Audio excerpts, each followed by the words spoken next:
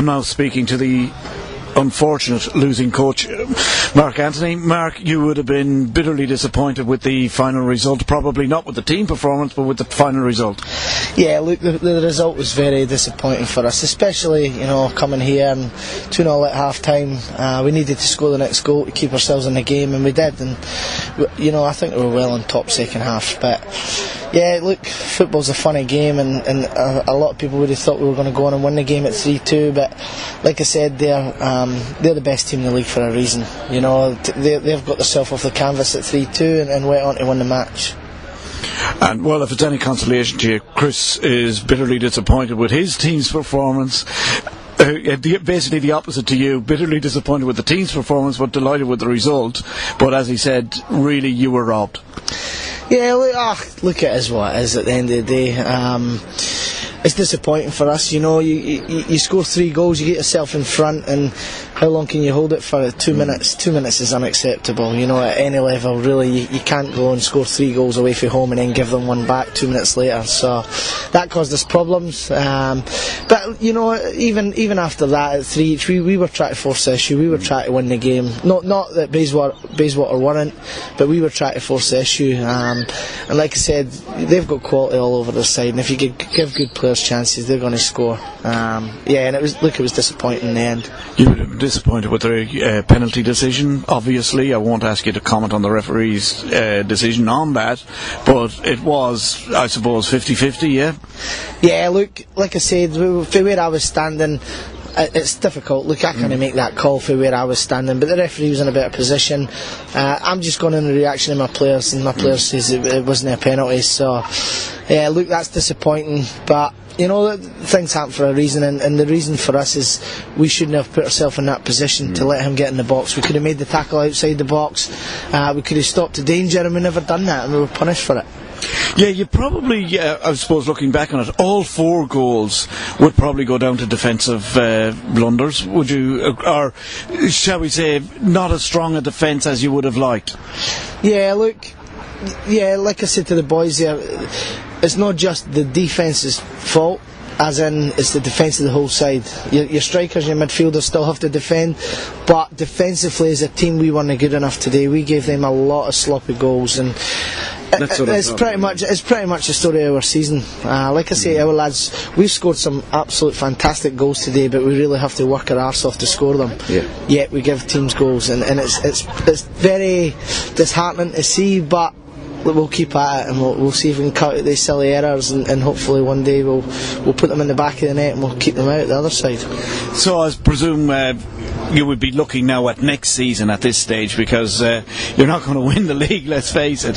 So would you be looking at again sort of bolstering the defence in the off season and that? Yeah, look, we need to bolster. We are down at the bare bones. We've got 11 fit players, and then the rest is young kids, which is great. Some of the young kids come on today, and it's fantastic for them to get some game time. So yeah, look, we always want to strengthen. We're on it for a reason, and the reason for us is we need to try and get to that level that Bayswater are at. Chris has set the standards with his team, and look, they are a fantastic side. Anybody that says not is telling it is lying. So they're the benchmark. All the rest of us need to try and get ourselves to that standard. It is difficult, I can say that. It's very difficult to get players and whatnot, so we'll keep trying, and we'll try and bolster our squad for next year.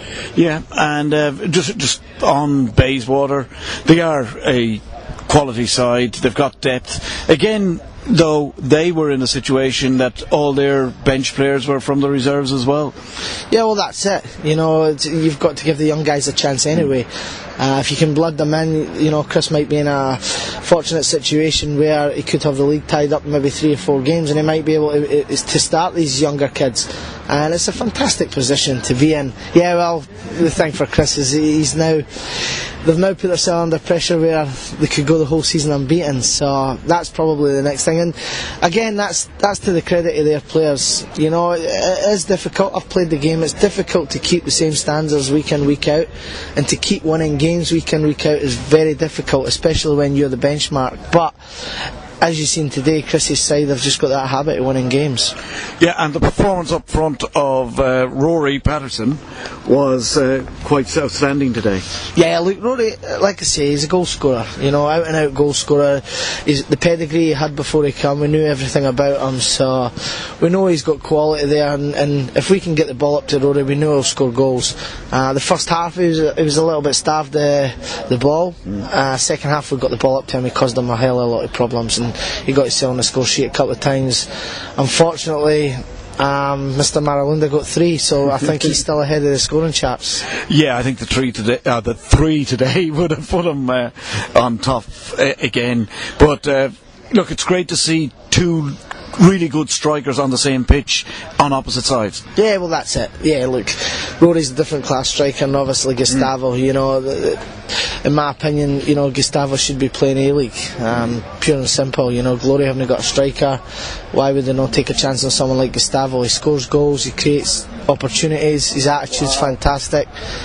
You know, that's, at the end of the day, that's not my job to say that he should be, but you know, I think he's well worth a chance at that level. I would not disagree with you in the slightest, but I can nearly guarantee you there's absolutely no chance that Portlory, in their current situation and the way they are currently behaving, will actually give him a go, so it appears. Yeah, well, that's unfortunate. It is very unfortunate, like I say, and you know, I'm all for giving the homegrown players a chance. So yeah, look, there's a lot of good players in the state that probably could go and make a step up, but like I say, you know, whether it's at Glory or if it's another club, you know, I think I've seen that young Aaron Williams got a deal at Newcastle Jets, which is fantastic for WA football, the fact that he's been playing here and they've deemed him good enough, so I certainly think there is good enough players here.